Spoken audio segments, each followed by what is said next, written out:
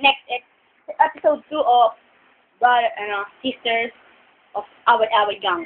Janice, tinutuloy niya pa rin ang kanyang plano sa pagtatago ng kanyang bagong stasyon, ng kanyang bagong animal.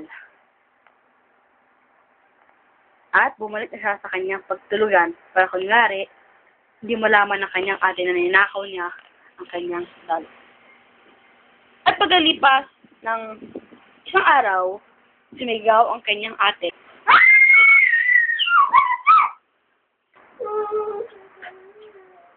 Yan, ba't kami iyak? Kasi, hindi ko alam sana ito yung akin. Ay, ano nangyari? Hindi ko alam. Tapos pagkagising ko, ito na eh. Tama natin kay Janice. Janice, may naraman ka ba tungkol sa Daniel?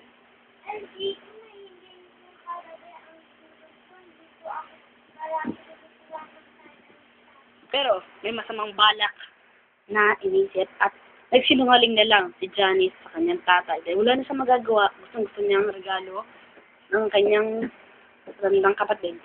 Ang statutoy na yun. Hanggang ngayon, kisisi pa rin si Dayan na bakit ito ang puppet na ito ang kanyang statutoy.